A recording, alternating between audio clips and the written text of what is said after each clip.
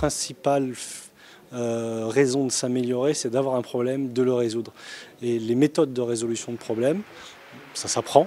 Bien sûr, on est formé pour ça, mais on a besoin d'avoir déjà, si possible, des gens qui ont été confrontés à cette façon de travailler.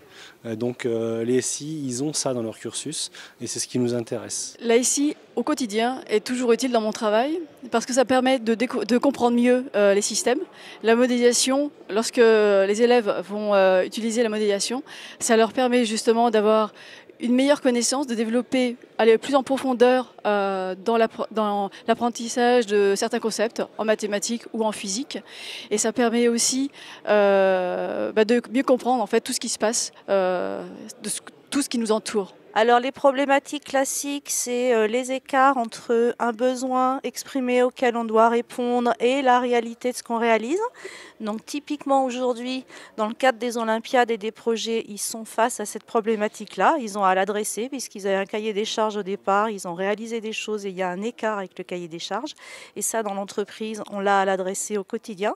Le deuxième sujet, c'est le travail en mode projet, la réalisation, l'entente avec les autres et la communication de l'ensemble. Donc ça aussi, il l'adresse dans le cadre des Olympiades. Ce que je constate, c'est de plus en plus une absence de curiosité dans le domaine principalement dans le domaine de l'efficacité énergétique.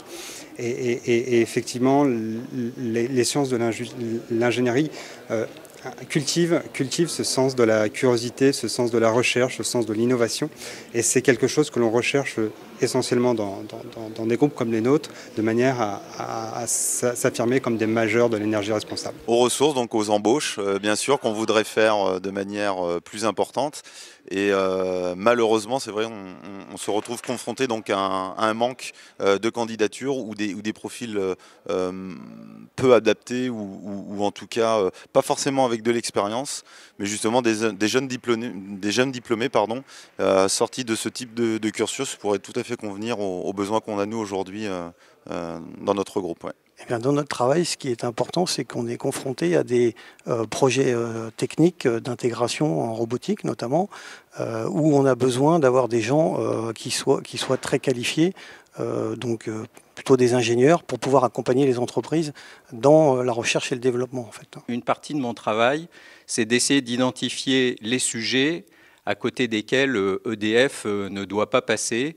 Et pour ça, pour me faire une idée, bien sûr, je peux interroger des experts, mais pour me faire une première idée, j'utilise les sciences de l'ingénieur.